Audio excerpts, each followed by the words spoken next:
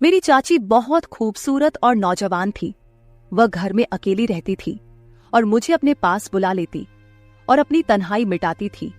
मैं भी खुश होकर चाची के पास चला जाता और उसके साथ कुछ हसीन लम्हे बिताता। एक दिन चाची ने मुझे अपने घर बुलाया। मैं भी खुश होकर चाची के घर चला गया। मैं जैसे ही चाची के घर पहुंचा तो चाची वॉशरूम से नहाकर बाहर आ रही थी। जैसे ही मैंने चाची को देखा तो मेरे होश ही उड़ गए। चाची ने मुझे अपना वो दिखाकर, मेरी चाची बहुत ज्यादा खूबसूरत थी। वह लगती ही नहीं थी कि वह एक शादीशुदा औरत है। उस वक्त मैं अपने चाचा के घर रहने आया था क्योंकि मम्मी पापा दोनों बाहर विदेश जा रहे थे। पहले जब चाचू पापा को मुबारकबाद देने आए तो उन्होंने पापा से जाते हुए कहा कि राहुल को हमारे घर छोड़ जाए। पापा ने उन्हें काफी मना किया कि अब राहुल बड़ा हो गया है और अपना ख्याल रख सकता है, लेकिन वह नहीं माने। उन्होंने पापा को राजी कर लिया और मेरी ख्वाहिश पूरी हो गई। मेरे पास हमारे पुराने घर की चाबी थी जो खाली पड़ा हुआ था, जिसे मैं अपने मकसद के लिए भरपूर इस्तेमाल करता था। चाची मोनिका की शादी मेरे चाचा से 10 साल पहले हुई थी। मैं उस वक्त 10 साल का था, मगर उस वक्त चाची को देखकर मुझे बहुत अच्छा लगता था क्योंकि वह न सिर्फ खूबसूरत थी बल्कि धीमे लहजे वाली और भरपूर जिस्म की मालिक थी। चाचा और चाची की जोड़ी मिसाइल समझी जाती थी, पर अभी तक वह दोनों औलाद से दूर थे। वह दोनों ने अपनी किस्मत समझकर सब्र कर लिया था। चाची और चाचू में बहुत ज्यादा प्यार था और मेरा अंदाजा था कि चाचा चाची की हर ख्वाहिश पूरी करते होंगे। शादी के बाद चाची का बदन बहुत दिलकश हो गया था। खूबसूरत तो वह पहले ही थी, मगर अब शरीर का हर हिस्सा अपनी तरफ झुकता हुआ महसूस होता था। उस वक्त जब चाची घर की सफाई कर रही थी और मैं टीवी देख रहा था, तब चाची ने मुझसे पूछा, राहुल बेटा, आज कॉलेज नहीं जाना क्या? तो मैंने दिल ही दिल में चाची को बेटा बुलाने पर बुरा मानते हुए कहा, नहीं चाची, सेमेस्टर खत्म हो गया है ना, इसलिए 1.5 महीने की छुट्टियां हैं। चाची ने सर हिलाया और झुककर मेज पर कपड़ा मारने लगी, पर चाची का वो सब देखकर समझ नहीं आ रहा था कि क्या करूं और क्या ना करूं। मुझे चाची के घर आए हुए 2 दिन गुजर चुके थे। रात को खाने की मेज पर चाचू ने चाची से कहा कि मुझे 20 दिन के लिए लाहौर जाना है। अगर मुझे ज्यादा दिनों के लिए बाहर जाना होता तो वह चाची को भी साथ ले जाते, मगर इस दफा मैं चाची के घर पर था तो उन्होंने अकेले जाना ही मुनासिब समझा। मैंने चाची का रूटीन और उनकी आदतों का अच्छी तरह से अभ्यास किया था। मैंने देखा कि वह चाय का इस्तेमाल ज्यादा करती है और वह चाय में दूध बहुत डालती है और मुझे डब्बे का दूध पीने की आदत थी। अगले दिन हम दोस्त आपस में मिलकर एक दूसरे के साथ मजाक कर रहे थे और मैं जो कुछ बकवास कर रहा था वह बहुत गलत था। मेरी बातें सुनकर चाची बहुत हैरान हो गई। फिर उन्होंने मुझे अपनी आवाज देकर अपनी मौजूदगी का एहसास दिलाने की कोशिश की, लेकिन म्यूजिक की वजह से मुझे कुछ सुनाई नहीं दे रहा था। मेरी बकवास बातें काफी देर तक सुनती रही और फिर उठकर अपने कमरे में चली गई। थोड़ी देर बाद मैं चाची के पास गया और कहा, मुझे चाय पीनी है चाची। चाची ने मुस्कुराकर कहा, क्यों नहीं मेरे बच्चे, बस 2 मिनट में फ्रेश होकर आती हूँ, फिर बना देती हूँ। वह उठकर बाथरूम की तरफ चली गई। मैं गैलरी में आकर बैठ गया और सामने लॉन और फूलों को देखने लगा। एक फूल मुझे पसंद आ गया। मैंने उसे करीब जाकर देखा और फिर उसे तोड़ लिया। चाची मुझे आवाज दे रही थी। मैंने जवाब दिया, मैं बाहर हूं। तो वह हाथ में ट्रे लेकर बाहर आई जिसमें 2 कप चाय थी। उन्होंने 1 कप मुझे पकड़ाया और दूसरा खुद उठकर मेज पर रख दिया। मैंने वह फूल जो हाथ में पड़ा हुआ था चाची की तरफ बढ़ा दिया। चाची ने मुस्कुराकर फूल मेरे हाथ से ले लिया और कहा, शुक्रिया मेरे बच्चे। मेरे सारे अरमानों पर पानी पड़ गया था। मैंने चाची की तरफ देखा और कहा, चाची बोर नहीं होती आप सारा दिन घर में रह रहकर? मैं तो बोर हो गया हूँ, हम कहीं बाहर घूमने चलते हैं। चाची ने कहा, नहीं समीर, मैं तो तुम्हारे चाचा के साथ हर जगह जाती हूँ, लेकिन मैं उनके बगैर कहीं नहीं जाती। मैं खामोश होकर चाय पीने लगा। रात के खाने के बाद मैंने एक मूवी लगाई और बैठकर देखने लगा। चाची भी मेरे पास आकर बैठ गई और मूवी देखने लगी। चाची ने जब देखा कि यह वही बकवास हो रही है जो मैं दोपहर को गेम खेलते वक्त कर रहा था, तो उन्होंने कहा, अच्छा, तो ये सारी बकवास बातें तुमने यहाँ से सीखी है। वह बोली, बेटा ये तो बहुत गलत बात है, तुम बहुत ही गलत भाषा इस्तेमाल करते हो। शर्म से मेरे पसीने छूट गए। चाची ने फिर से कहा कि मैं तुम्हारे पापा से बात करूंगी कि तुम पर नजर रखें, तुम हाथ से निकलते जा रहे हो। मैंने नजर उठाकर देखा और चाची से कहा, गलती हो गई चाची, मुझे माफ कर दे। पर क्या करूं, सभी लड़के इसी तरह की मूवी देखते हैं, मुझे भी उन्हें जवाब देना होता है, तो इस तरह की बातें मुंह से निकलती हैं। मेरी बात सुनकर चाची हंसने लगी और बोली कि डरो मत, मैं किसी से कुछ नहीं कहूंगी, मुझे पता है कि तुम लड़के किस तरह की बातें करते हो। अच्छा ठीक है, और कोई मूवी लगाओ, ये क्या लगाया हुआ है?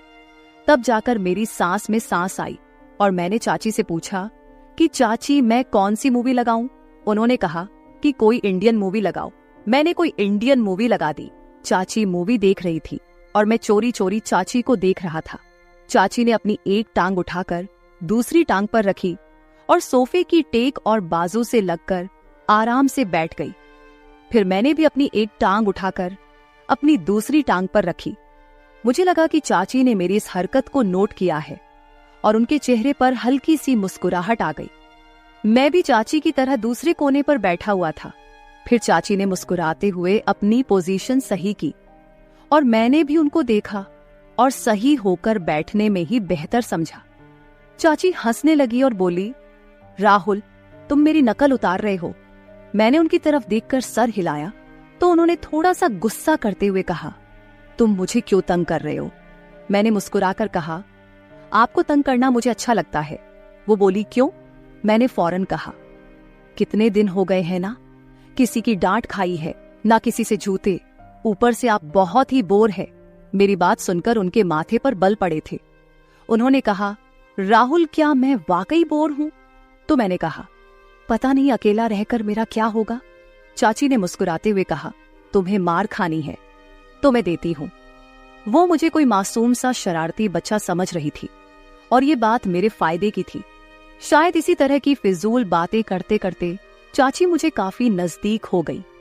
जब रात के 11 बजे उनके मोबाइल पर चाचू का फोन आया, वह उठकर अपने कमरे में चली गई। मैंने भी थोड़ी देर मूवी देखी और टीवी बंद किया और अपने कमरे की तरफ जाने लगा।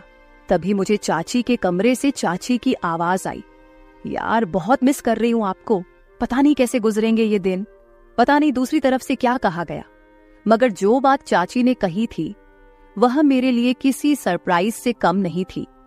सुबह मैं जल्दी उठा और फ्रेश होकर किचन की तरफ गया। किचन में कोई नहीं था।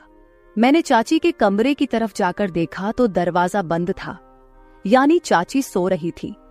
मैंने किचन में जाकर अपने लिए चाय बनाई और फिर कुछ स्लाइस गर्म करके मेज पर बैठकर नाश्ता करने लगा। मैं नाश्ता कर रहा था, तभी चाची के कमरे का दरवाजा खुला। वह बाहर निकली। मुझे देखकर थोड़ा सा शर्मिंदा होते हुए कहा, रात को नींद नहीं आई, बहुत लेट सोई थी, इसलिए सुबह जल्दी नहीं उठ सकी। मैंने मुस्कुराकर कहा, कोई बात नहीं, आपको नाश्ता करना है, चलो आज आपका नाश्ता मैं बना देता हूं। वो बोली, तुम और नाश्ता, क्या बात है? मैंने कहा, आप फ्रेश होकर आए, मैं नाश्ता बना देता हूं, फिर बात करेंगे। चाची ने सर हिलाया और मुस्कुराती दोबारा अपने कमरे में चली गई। तो मैंने कहा, चाची आपको नाश्ते में क्या पसंद है? चाची ने कहा, तुम जो भी बनाओगे मैं खुशी से खाऊंगी। मैंने दोबारा सर झुकाया और कहा, जैसे आपकी मर्जी, और मुड़कर किचन की तरफ गया। नाश्ता बनाकर किचन से आया और चाची को आवाज लगाई। चाची हॉल में आई और कुर्सी पर बैठ गई। मैंने कहा, चाची आपका नाश्ता तैयार है, और ट्रे उनके सामने रख दिया। चाची मेरी तरफ देखकर मुस्कुरा रही थी। चाची ने मेरे सर पर हाथ फेरा और मेरे बालों को खराब कर दिया। मैंने चाची का हाथ पकड़ लिया जो मेरे सर पर था और कहा, चाची आपने मेरे बालों का स्टाइल खराब कर दिया। चाची ने प्यार से मेरे गाल पर एक हल्का सा थप्पड़ लगाया और कहा, कुछ खराब नहीं हुआ, आराम से बैठो और नाश्ता करो। चाची ने नाश्ता किया और कहा कि राहुल तुम्हारा बहुत शुक्रिया, चलो हम दोनों पक्की दोस्ती करते हैं। आज बहुत दिनों के बाद मैं इस तरह हंसी हूं और इतना अच्छा नाश्ता किया है। मैंने मुंह बनाकर कहा, तो क्या हुआ चाची, क्या मैं आपका दोस्त नहीं हूं? चाची ने मेरे गाल पर चुटकी काटी और कहा, दोस्त हो पर कच्चे वाले, आज पक्की वाली दोस्ती करते हैं। मैंने अपने गाल मलकर कहा, यार आप आंटियों की तो ये बहुत गंदी आदत होती है, गाल ही लाल कर देती है। चाची मुस्कुराने लगी और दोनों हाथों को मेरे कानों की तरफ बढ़ाया तो मैं भागने लगा। चाची हंसते हुए मेरे पीछे भागने लगी और कहा, रुक, तुम्हें मार लगाती हूं। मैं रुक गया और अपनी कमर पर हाथ रखकर सांस लेते हुए चाची के पास गया। चाची ने एकदम मेरे दोनों कानों पर चुटकी काट ली और हंसने लगी। मैंने रोने वाली शक्ल बनाते हुए कहा, आपसे तो कोई प्यार की उम्मीद ही नहीं है, आप बहुत बेरहम हो। चाची ने हंसते हुए मुझे देखा और जहां मुझे चुटकी काटी थी और वहां प्यार करने लगी और कहा, सॉरी यार। चाची मुझसे अलग हुई और कहा, अच्छा मैं चेंज करके आती हूँ, फिर मार्केट से कुछ सामान लेकर आना है, वह ले आते हैं। मैंने कहा, ठीक है, मैं भी चेंज कर लेता हूँ, शायद कोई लड़की मेरे जाल में फंस जाए और मेरे भी मजे हो जाए। चाची ने मुस्कुराते हुए एक थप्पड़ मेरी कमर पर लगाया और कहा, राहुल थोड़ी सी तो शर्म करो। मैंने हैरानी से कहा, किस चीज से? चाची ने कहा, अपनी इस तूफानी हरकतों से। मैंने कहा, यार जिंदगी में थोड़ा सा मजा भी होना चाहिए, वरना तो सारी उम्र आप मुझे किसी काम का नहीं छोड़ेगी। चाची को पहले तो मेरी बात समझ नहीं आई, मगर जब उनको समझ आया तो उन्होंने अपने पांव से जुटी उतारी और कहने लगी, थोड़ी सी तो शर्म करो राहुल। मैं हंसकर अपने कमरे में चला गया। थोड़ी देर बाद मैं कमरे से बाहर आया और सोफे पर बैठकर टीवी देखने लगा। थोड़ी देर में चाची भी बाहर आ गई। जब वह बाहर निकली तो मेरी सांस ऊपर के ऊपर और नीचे की नीचे रह गई। सफेद कलर की कमीज पर नीचे जीन्स में चाची को देखते हुए कहा, मैडम जी का क्या इरादा है? चाची ने पहले अपने आप को देखा और फिर मुझे देखते हुए हैरानी से कहा, क्यों, क्या हुआ? मैंने दिल पर हाथ रखते हुए कहा, मैडम आपके दीवाने शहर में 1000 होंगे, मगर इतनी सुबह दुकान कौन खोलेगा? चाची को अपनी गलती का एहसास हो गया और बोली, ठीक कह रहे हो। मैंने कहा, मैडम जब आप बाहर निकलती होगी तो लोग आपको ही देखते होंगे। चाची ने मुस्कुराते हुए कहा, राहुल थोड़ी सी शर्म कर, मैं तेरी चाची हूं। मैंने भी सर झुकाकर कहा, ठीक है चाची। तो वह हंसने लगी और मेरे पास बैठते हुए कहा, बाज नहीं आओगे फ्लर्ट करने से। मैंने उनकी तरफ देखते हुए कहा, कौन बदकिस्मत आपसे फ्लर्ट करना चाहता है? चाची ने मुस्कुराते हुए कहा, माफ कर यार। थोड़ी देर की खामोशी के बाद चाची मेरे करीब आई और बोली, सच में तेरी कोई गर्लफ्रेंड नहीं है? मैंने उनकी तरफ देखा और कहा, कोई आप जैसी मिली ही नहीं, वरना उसे गर्लफ्रेंड क्या अपनी लाइफ पार्टनर बना लेता, चाहे पापा को समझाना पड़ता। चाची ने मुस्कुराते हुए कहा, मैं अच्छी लगती हूँ आपको? तो मैंने भी फिर किसी आशिक की तरह सर झुकाकर हल्का सा कहा, बहुत ज्यादा चाची। चाची ने कहा, तू बाज नहीं आएगा। चाची ने कहा, राहुल दूध ले आओ, खत्म हो गया है। मैंने सर हिलाया और मार्केट की तरफ चला गया। वापस आकर दूध के बर्तन को फ्रीजर में रखा और चाची को बताने उनके कमरे में गया। पर सामने जो मंजर था वह पागल कर देने के लिए काफी था। चाची शायद नहाकर निकली थी और यह वक्त मुझ पर कहर बरसा रहा था और मेरी हालत ऐसी हो गई थी कि टांगों में जान ही ना रही। मैं पलटने ही वाला था कि चाची ने आवाज देकर पूछा, ले आए हो दूध? मेरे हलक से तो जैसे आवाज ही नहीं निकल रही थी। मैंने सर हिलाया तो चाची आहिस्ता आहिस्ता कदमों से चलती हुई मेरी तरफ आई और मेरे चेहरे के नीचे हाथ रखकर कहा, क्या हुआ राहुल?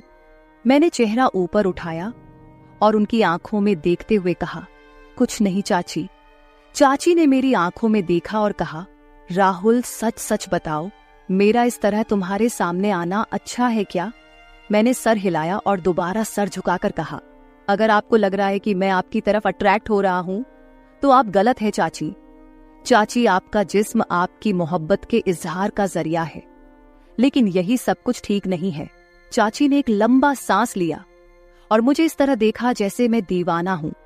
मैंने दोबारा सर उठाया और कहा, पर मैं यह भी नहीं चाहता कि आप थोड़ी देर के लिए मुझे अपनाएं और फिर जिंदगी भर के लिए मुझे अपने दीदार से महरूम कर दे। चाची के लिए बहुत नाजुक निर्णय था। फिर वह एक तरफ बेड पर बैठ गई और कहा, मेरे पास आओ और यहाँ बैठो। मैं आराम से चलता हुआ उनके पास बैठ गया। उन्होंने मेरा हाथ पकड़कर अपने दूसरे हाथ पर रखा और कहा, समीर जो मिल जाए उस पर शुक्र करना चाहिए। चाची के जहन में क्या चल रहा था और उस वक्त वहां से मैदान जंग छोड़कर भाग जाने वाली बात थी। मैं सुकून से कमरे में वापस आ गया। तभी मुझे लगा कि चाची अंदर रो रही है। उनकी सिसकने की आवाज बाहर तक आ रही थी। मैं दरवाजे के पास गया और कहा कि आप ठीक है? अंदर से कोई जवाब नहीं आया, बस सिसकने की आवाज बंद हो गई। मैंने फिर पूछा, चाची क्या बात है, आप क्यों रो रही है? अंदर से आवाज आई, राहुल मैं थोड़ी देर के लिए अकेली रहना चाहती हूँ, प्लीज अपने रूम में चले जाओ। मैंने कहा, ठीक है, आप ठीक तो है ना? चाची ने कहा, मैं ठीक हूं। मुझे कुछ समझ नहीं आ रहा था कि आगे क्या करना चाहिए। मैं जल्दी से वापस आ गया। फिर कुछ देर बाद चाची भी फ्रेश होकर बाहर आई और मुझसे माफी मांगने लगी। उस दिन के बाद से मैंने चाची का बहुत ज्यादा ख्याल रखना शुरू कर दिया, क्योंकि वह बहुत ज्यादा तन्हाई का शिकार हो गई थी और मुझसे प्यार करने लगी थी। मैंने फोन करके चाचू को वापस बुला लिया। चाची जवान और खूबसूरत औरत थी, इसलिए वह अपनी तन्हाई को मिटाने के लिए बहुत ज्यादा तरस गई थी। लेकिन यह शुक्र है कि हम दोनों में इस तरह का कुछ भी नहीं हुआ। कुछ दिन मैंने और चाची के घर गुजारे और फिर मेरे मम्मी पापा घर वापस आ गए और मैं अपने घर वापस चला गया। मेरा सभी लोगों को यही कहना है कि हमेशा घर में किसी के सहारे अपनी बहन या बीवी को अकेले छोड़कर ना जाए, क्योंकि अकेलेपन से जूझ रहा इंसान कभी भी गलत रास्ते पर जा सकता है। लिहाजा ये काम करने से पहले 1000 बार सोचे, क्योंकि आप लोगों के घर टूट सकते हैं। मर्दों को गुजारिश है कि वह अपनी बहन या बीवी को किसी के भरोसे छोड़कर ना जाए। तो मेरे प्यारे दोस्तों, यह थी हमारी आज की छोटी सी कहानी। आपको यह कहानी कैसी लगी कमेंट करके जरूर बताएं। अगर आप ऐसी ही और भी इंटरेस्टिंग और रोमांटिक कहानियां सुनना चाहते हो तो चैनल को सब्सक्राइब जरूर कर ले और बेल आइकॉन ऑन कर ले, ताकि आपको मेरी हर कहानी समय पर मिल सके। कल मिलेंगे एक और नई कहानी के साथ। धन्यवाद। मोहन हमेशा मेरे आगे पीछे घूमता रहता था। मैंने उसे छोटा समझा था, लेकिन एक दिन वो मेरे करीब आया और मुझसे कहा, मालकिन मुझे छोटा समझने की गलती मत करना।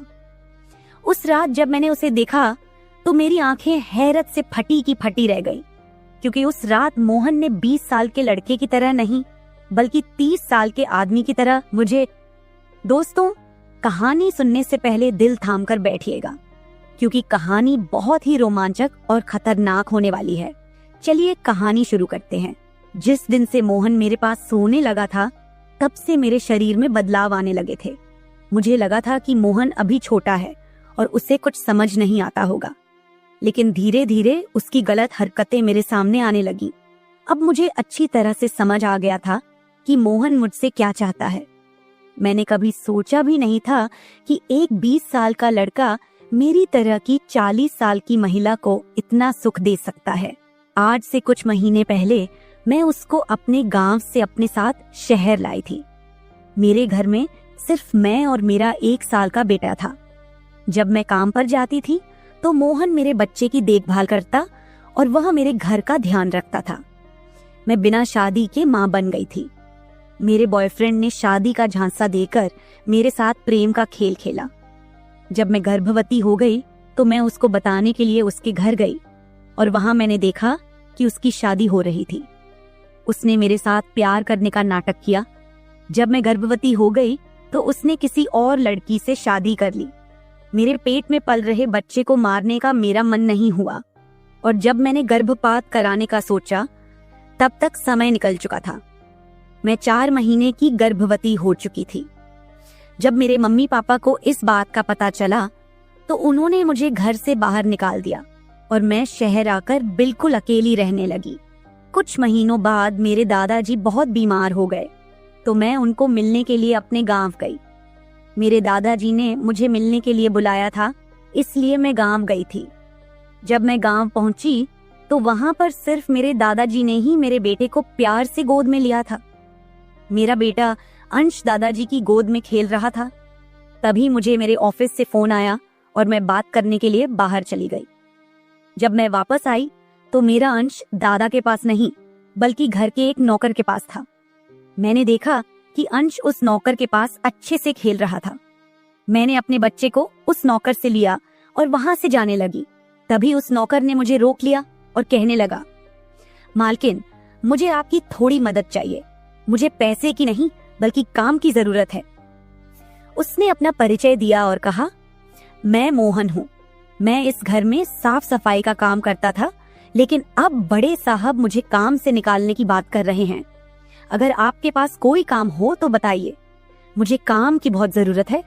मेरे माता पिता भी गरीब हैं, मुझे काम की बहुत जरूरत है। तब मैंने कहा, मेरे बच्चे की देखभाल का काम है, लेकिन इसके लिए तुम्हें मेरे साथ शहर चलना होगा। इस काम के बदले मैं तुम्हें 10,000 रुपये महीना दूंगी। मोहन मेरे साथ शहर आने के लिए तैयार हो गया। मेरा बेटा अंश उसके साथ बहुत प्यार से रहता था। ये देखकर मैंने मोहन को अपने घर लाने का फैसला किया। अब मोहन मेरे घर में ही रहने लगा। मोहन पूरा दिन मेरे बच्चे का ख्याल रखता और घर के कामों में मेरी मदद करता। मोहन ने कुछ ही दिनों के अंदर मेरा दिल जीत लिया था। उसकी देखभाल से मेरे बेटे की सेहत भी सुधर गई थी। जो अंश मुझे रात दिन परेशान करता था, अब वह मोहन के हाथों से अच्छे से खाना खाता था। मैंने मोहन को एक अलग कमरा दिया हुआ था। एक दिन रात में अंश बहुत रोने लगा। किसी भी तरह से वह शांत नहीं हो रहा था। बच्चे के रोने की आवाज सुनकर मोहन मेरे कमरे में आया और उसने अंश को मुझसे ले लिया। मोहन के पास जाते ही अंश शांत हो गया था। रात बहुत हो चुकी थी। अंश मोहन को छोड़ नहीं रहा था, तो मैंने मोहन को अपने कमरे में ही सोने के लिए कह दिया। सुबह जब मैं उठी तो अंश मोहन से लिपट कर सो रहा था। उस रात के बाद से मोहन अंश के लिए मेरे कमरे में ही सोने लगा। मोहन के आने के बाद सब कुछ अच्छे से चल रहा था। मोहन के काम से खुश होकर छुट्टी के दिन मैं उसे मार्केट लेकर गई। वहां मैंने उसके लिए अच्छे अच्छे कपड़े खरीदे और सैलून में जाकर उसकी नई हेयर स्टाइल बनवाई। मोहन देखने में अच्छा था, लेकिन वह एकदम साधारण तरीके से रहता था। उस दिन मैंने उसका पूरा लुक ही बदल दिया था। उसे नए अंदाज में देखकर मैं भी उस पर विश्वास नहीं कर पा रही थी। कल तक जो एक साधारण सा नौकर था, वह इतना हैंडसम और स्मार्ट दिख सकता है, इसकी मैंने कल्पना भी नहीं की थी। मॉल से हम घर आए तो अंश आते ही सो गया था। मैंने उसे कमरे में बिस्तर पर सुला दिया और पानी पीने के लिए बाहर जाने लगी। तभी मोहन मेरे लिए पानी लेकर आया। जब मैं पानी पी रही थी तो मोहन मुझे अजीब सी नजरों से देख रहा था। आज मुझे मोहन के इरादे कुछ ठीक नहीं लग रहे थे। जब मैंने पानी पीकर गिलास रखा तो उसने मुझे गले लगा लिया। कई सालों बाद किसी पुरुष ने मुझे गले लगाया था। मैंने उसे खुद से दूर किया। तब मोहन ने कहा, मालकिन, आपकी वजह से आज पहली बार मैंने खुद से प्यार करना सीखा है। जिंदगी बहुत खूबसूरत है, बस इसे जीना आना चाहिए। आज आपने मेरा कायाकल्प करवाकर मुझ पर बहुत बड़ा उपकार किया है। मैं सच में बहुत अच्छा दिख रहा हूँ। मोहन के चेहरे पर खुशी देखकर मैं भी खुश थी। वह 20 साल का था, लेकिन गांव का लड़का होने के कारण उसका शरीर और कद काठी अच्छी थी। वह घर में भी रोजाना कसरत करता था। उसकी लंबाई भी ठीक ठाक थी। मैंने उससे उसकी पढ़ाई के बारे में पूछा था, तो उसने कहा कि मेरे घर के हालात ठीक ना होने के कारण वह ज्यादा पढ़ाई नहीं कर सका। हर सुबह ऑफिस जाने से पहले मैं अपने बच्चे को दुलार कर ऑफिस के लिए निकलती थी। आज जब मैं ऑफिस के लिए निकलने से पहले अंश को चूमने गई, तब वह मोहन की गोद में था। अचानक अंश ने अपनी गर्दन घुमाई और मेरे होंठ मोहन के गाल पर जा लगे। मुझे बहुत शर्मिंदगी महसूस हुई। मैंने उससे माफी मांगी और ऑफिस के लिए निकल गई। शाम को जब मैं घर आई, तब भी मैं मोहन की आंखों में नजर नहीं मिला पा रही थी। मोहन ने अंश को खाना खिलाकर सुला दिया था। फिर हम दोनों ने साथ में खाना खाया। खाना खत्म करने के बाद मैं अपने कमरे में गई। वहां मैं अपनी दवाइयां ले रही थी, क्योंकि आज मैं बहुत थक चुकी थी और मेरे सिर में बहुत दर्द था। उसी की दवा मैं ले रही थी। दवा लेने के बाद भी मेरा सिर बहुत दर्द कर रहा था। मैं अपने कमरे में सिर पकड़कर बैठी हुई थी। जब मोहन ने मुझे इस हालत में देखा तो वह पूछने लगा कि मालकिन, क्या हुआ है। जैसे ही उसे पता चला कि मेरा सिर दर्द कर रहा है, उसने मेरे सिर की मालिश शुरू कर दी। मोहन की मालिश से मुझे आराम मिल रहा था। धीरे धीरे मुझे गहरी नींद आने लगी। उस रात मुझे बहुत अच्छी नींद आई थी। अगले दिन हमारे ऑफिस में पार्टी थी और मैं उसके लिए अच्छे से तैयार हो रही थी। आज मैंने गुजराती लुक अपनाने का फैसला किया। मैंने घाघरा पहन लिया था, लेकिन स्कर्ट का नॉट बांधने में मुझे दिक्कत हो रही थी। तब मैंने मोहन को कमरे में बुलाया और उससे नॉट बांधने को कहा। नॉट बांधते समय उसका हाथ मेरी खुली पीठ पर से गुजर रहा था। मैंने उसे छोटा समझा था, इसलिए मैंने उसे यह काम करने के लिए कहा था। मेरे पास और कोई भी रास्ता नहीं था। तैयार होकर जब मैं जाने लगी तो मोहन ने मेरा हाथ पकड़कर मुझे रोक लिया और अंदर से काजल लेकर आया। उसने मेरे कान के पीछे काजल लगाया और कहा, मालकिन, अब आपको किसी की नजर नहीं लगेगी, आप बहुत सुंदर लग रही हैं। उसकी बात सुनकर मैं खुश हो गई और ऑफिस जाने लगी। उस दिन शाम को जब मैं घर आई तो मेरे साथ मेरी एक सहेली और उसका बॉयफ्रेंड भी आया। मोहन ने आज बहुत अच्छा खाना बनाया था। मेरी सहेली रितिका और उसका बॉयफ्रेंड 4-5 दिन मेरे घर रुकने वाले थे।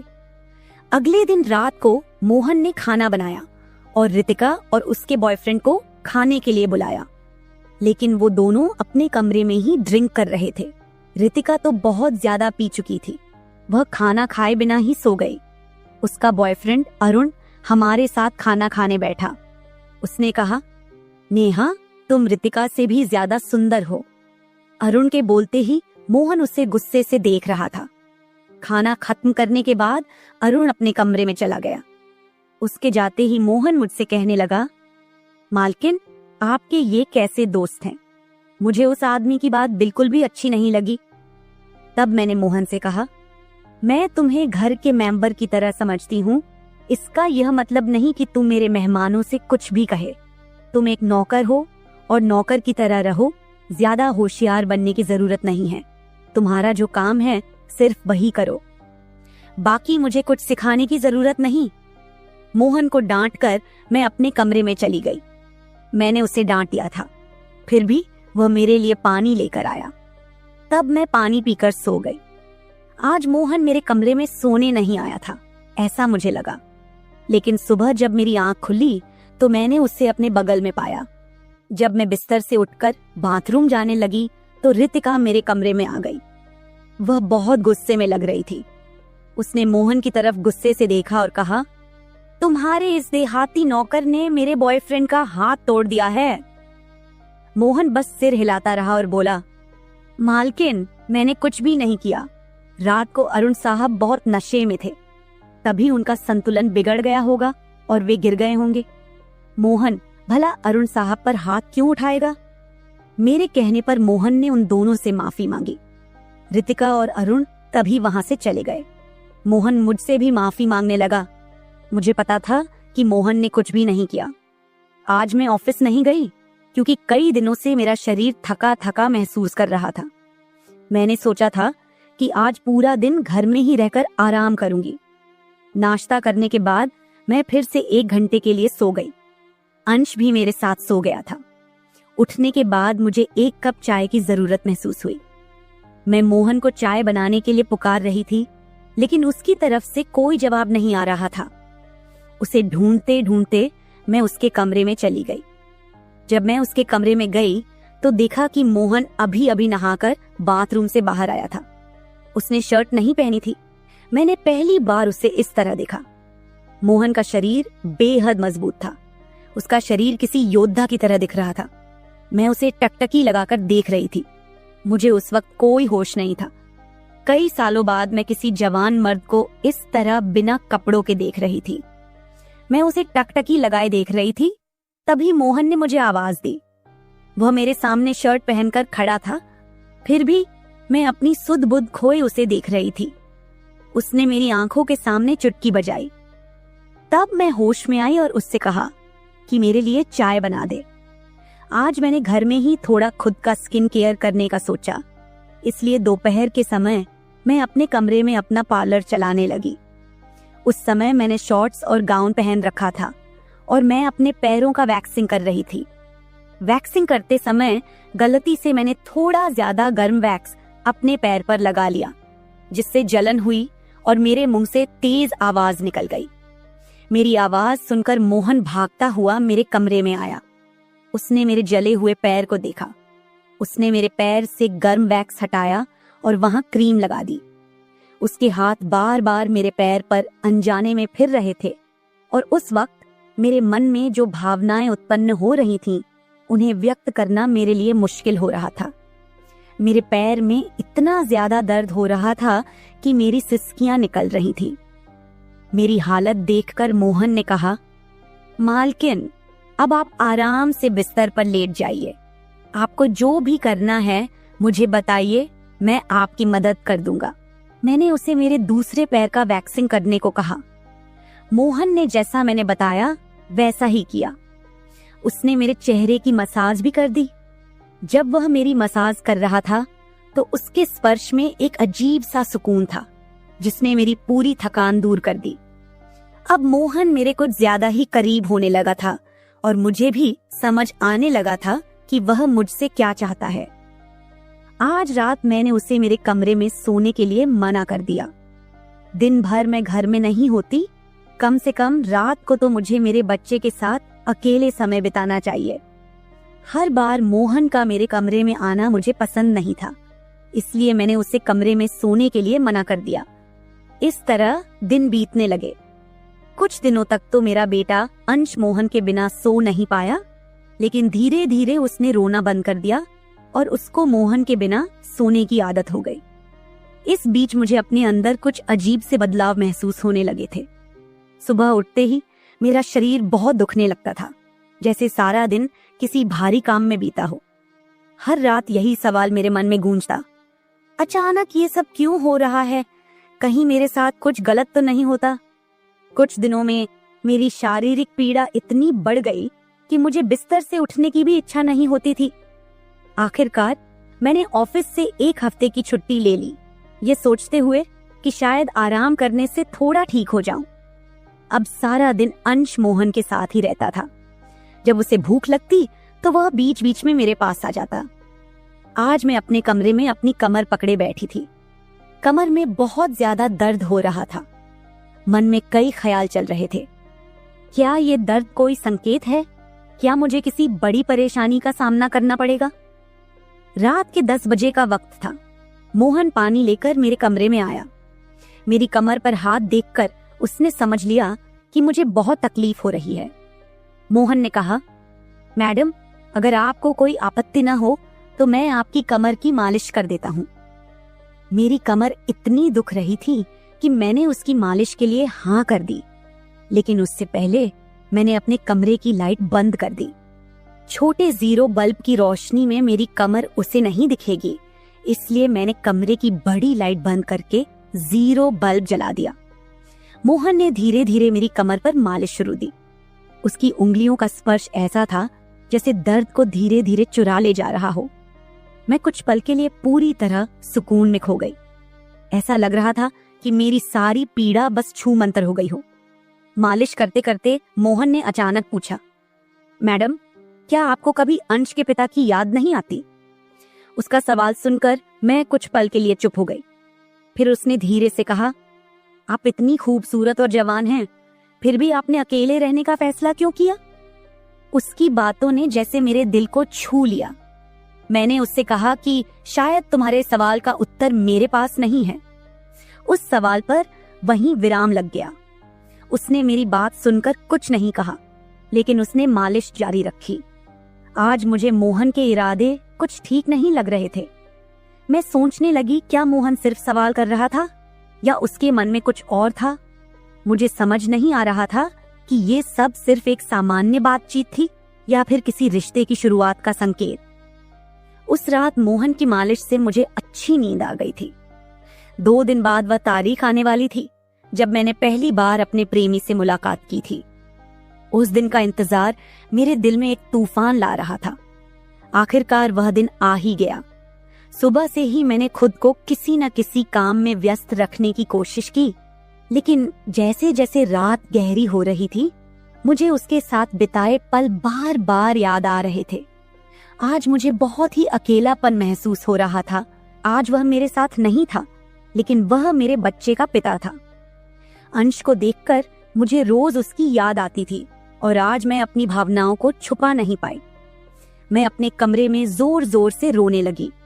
अंश मेरे पास में सो रहा था, इसका भी मुझे ध्यान नहीं रहा। मोहन पानी लेकर मेरे कमरे में आया। मुझे रोते हुए देखकर उसने मुझे पानी पिलाया। पानी पीते हुए मैं थोड़ा शांत हुई, लेकिन मेरी आंखों से बहते आंसू रुकने का नाम नहीं ले रहे थे। मेरे रोने की आवाज सुनकर अंश हल्का सा हिलने लगा। उसे जागता देख मोहन ने तुरंत कहा, आप मेरे कमरे में चलिए, अंश को आराम से सोने दीजिए। जैसे ही मैं मोहन के कमरे में पहुंची, मैं खुद को रोक नहीं पाई और उसे कसकर गले लगा लिया। ऐसा लग रहा था कि मैंने अपना होश खो दिया था। मेरा रोने का कारण सुनकर मोहन भी शांत हो गया था। वह लगातार मेरे आंसू पोंछ रहा था और मैं रोए जा रही थी। रोते रोते मैंने उसका कंधा पकड़ लिया। धीरे धीरे मैंने उसे और करीब खींच लिया। मैंने उससे कहा, मोहन, आज की रात मैं तुम्हारे कमरे में बिताना चाहती हूँ। तब मोहन ने कहा, मैडम, मैं अभी छोटा हूँ, मुझे कुछ भी नहीं आएगा। उसकी बात सुनकर मैंने धीरे धीरे उसे और करीब खींच लिया और कहा, मोहन, मुझे कुछ नहीं चाहिए, बस तुम्हारा साथ चाहिए ताकि मैं इस अकेलेपन को भूल सकूं। उस रात मैं उसके कमरे में थी, लेकिन सुबह जब मैं उठी तो वह मेरे पास नहीं था। उसकी शर्ट वहीं पड़ी हुई थी। जब मैं बाहर गई तो मैंने देखा कि मोहन मेरे बच्चे को दूध और बिस्किट खिला रहा था। यह देखकर मेरे दिल को एक अलग सी खुशी का एहसास हुआ। मुझे अंश का ख्याल नहीं आया था, लेकिन मोहन ने नहीं भुलाया। उसने हम दोनों माँ बेटे को खुश कर दिया था। रात की थकान के बाद मैं सुबह देर से उठी थी। दिन भर मोहन ने मुझसे नजरें नहीं मिलाई। आज रितिका मुझसे मिलने घर आई थी। वह मोहन की तरफ देख भी नहीं रही थी। मोहन ने उसे पानी दिया और कमरे से बाहर चला गया। थोड़ी देर बातें करने के बाद रितिका जाने लगी। जाते समय उसने मुझसे कहा, जितनी जल्दी हो सके अपने नौकर को यहाँ से निकाल दो। वह दिखने में जितना मासूम लगता है उतना है नहीं। उसकी बात का मैंने खास ध्यान नहीं दिया। रोज की तरह रात को खाना खाने के बाद मोहन ने मुझे पानी का गिलास मेरे कमरे में लाकर दिया और उसने अंश को भी सुला दिया था। अंश आज बाहर हॉल में झूले में सो रहा था। मोहन उसकी देखभाल कर रहा था। मैंने अपने कमरे की लाइट बंद कर दी और सो गई। कुछ समय बाद मुझे अंश की आवाज सुनाई दी। उसकी आवाज से मेरी नींद खुली। मैं उठने वाली थी कि तभी उसकी रोने की आवाज बंद हो गई। कुछ समय बाद मुझे अपने कमरे का दरवाजा खुलने की आवाज सुनाई दी। मैं चुपचाप सब देख रही थी। मोहन मेरे कमरे में आया था। उसने मेरे पास आकर यह देखने की कोशिश की कि मैं सो रही हूं या नहीं, और फिर उसने मेरा मोबाइल उठाया। उसकी वह खोजबीन देखकर मैंने जल्दी से कमरे की लाइट ऑन कर दी। मुझे जागता हुआ देखकर वह चौंक गया। मैंने उसके हाथ से अपना मोबाइल छीन लिया। मैंने उससे कहा, मोहन, यह सब क्या चल रहा है? तुम इस वक्त यहाँ क्या कर रहे हो? वह कुछ नहीं कहकर वहां से जाने लगा, लेकिन मैंने उसे इतनी आसानी से छोड़ने का इरादा नहीं किया था। मैंने उसे उसका वीडियो दिखाया जिसमें वह रितिका के बॉयफ्रेंड पर हाथ उठा रहा था। उस दिन अरुण के मोबाइल का कैमरा गलती से चालू रह गया था और उसमें उनकी हाथापाई रिकॉर्ड हो गई थी। सुबह जब रितिका मुझसे मिलने आई थी तब उसने मुझे वह वीडियो दिखाया था और तब से मैं मोहन पर नजर रख रही थी। मैंने कहा, मोहन, तुमने झूठ क्यों बोला? तुमने अरुण पर हाथ क्यों उठाया? तब उसने कहा, जो भी आप पर बुरी नजर डालेगा उसके साथ मैं यही करूंगा। मैडम, उस रात जब अरुण नशे में था वह आपके कमरे में आया था। वह आपके साथ कुछ गलत करने की कोशिश कर रहा था और इसलिए मैंने उस पर हाथ उठाया। मोहन की बात सुनकर मैंने कहा, ठीक है, मैं तुम्हारी बात मानती हूँ, लेकिन तुम मुझे नींद की दवा क्यों दे रहे थे? आज मैंने तुम्हें मेरे पानी में दवा मिलाते हुए देखा है। तुम्हारी नजर मुझ पर थी और तुम जो चाहते थे वह मैंने तुम्हें दे दिया है। अब बिना कुछ कहे अपना सामान उठाओ और यहाँ से चले जाओ। मैंने गुस्से में कहा, लेकिन मेरी आवाज कांप रही थी। मेरी बात सुनकर उसने मेरी आंखों में देखा और जवाब दिया, आप जो सोच रही हैं वह गलत है। कल रात मैंने आपके साथ कुछ भी गलत नहीं किया। मैंने आपके पानी में सिर्फ एक हल्की नींद की दवा मिलाई थी, जिससे आप मेरे पास आते ही सो गई थी, और मुझे आपके साथ कुछ भी गलत नहीं करना था। मैडम, आप जैसा सोच रही हैं वैसा कुछ भी नहीं हुआ है। मैंने कहा, सच सच बताओ, तुम कौन हो और ये सब क्यों कर रहे हो? मैंने शक भरी नजरों से उसे देखा। वह थोड़ी देर चुप रहा, फिर गहरी सांस लेते हुए बोला, मैं आपको सच बताना चाहता हूँ। कुछ दिनों पहले मैंने आपको रात में फोन पर बातें करते हुए सुना। आपकी बातें सुनकर मैं समझ गया था कि आप फिर से अपने उस धोखेबाज बॉयफ्रेंड से मिलने जा रही हैं। वह शख्स आपके लिए किसी बड़ी मुसीबत का कारण बन सकता है। आप रात को उससे मिलने की योजना बना रही थी, इसलिए मैंने यह कदम उठाया और आपको नींद की दवाई दी। तुमने मेरी बातें सुनी? तुम कौन हो और तुम्हें मेरी जिंदगी में इतनी दिलचस्पी क्यों है? मैंने उसकी तरफ बढ़ते हुए पूछा। उसने कहा, आपके पिताजी ने मुझे आपकी मदद के लिए यहाँ भेजा था। वो आपकी बहुत परवाह करते हैं। उन्होंने मुझे आपकी तस्वीर दिखाकर बताया कि आप किसी पर आसानी से भरोसा नहीं करती। जब मैंने आपको पहली बार देखा तो ऐसा लगा जैसे आप मेरे दिल के बेहद करीब आ गई थीं। लेकिन मैंने ठान लिया था कि मैं सिर्फ आपकी भलाई के लिए काम करूंगा, चाहे जो हो। थोड़ी देर रुककर उसने मेरी ओर देखा और आगे बोला, लेकिन जब मैंने यहाँ आकर देखा कि आपका बॉयफ्रेंड आपको धोखे में रख रहा है, तो चुप रहना मेरे लिए मुश्किल हो गया। उसने अपनी पत्नी को तलाक नहीं दिया है और वह आपके करीब सिर्फ इसलिए आ रहा है ताकि आपके बच्चे को अपने पास ले जा सके। उसका मकसद कभी भी सच्चा नहीं था। यह सुनकर मेरे पैर तले जमीन खिसक गई। मैंने उस पर भरोसा नहीं किया, लेकिन उसने जो बातें कही उनका सच जानने के लिए मैंने जांच की। जो कुछ भी उसने कहा था वह सच निकला। मेरा बॉयफ्रेंड मुझे धोखा दे रहा था। कुछ समय बाद मैंने मोहन से पूछा, तुमने यह सब क्यों किया? तुम्हारा मकसद क्या था? उसने कहा, मैं सिर्फ यह चाहता था कि आप सुरक्षित रहें। आपके लिए मेरी भावनाएं सच्ची हैं, लेकिन मैंने कभी उन भावनाओं को आप पर थोपने की कोशिश नहीं की। उस दिन मुझे एहसास हुआ कि मोहन जैसा ईमानदार और सच्चा इंसान मेरी जिंदगी में था। उसने मेरी सुरक्षा के लिए जो किया वह किसी और ने शायद ही किया होता। आज मैं मोहन के साथ एक नई जिंदगी शुरू कर चुकी हूँ। उसने मेरे भरोसे को जीता और मुझे एक ऐसा साथी दिया जो मुझे और मेरे बच्चे को दिल से चाहता है।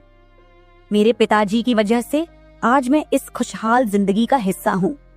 मोहन जैसा पति पाना मेरे लिए किसी वरदान से कम नहीं।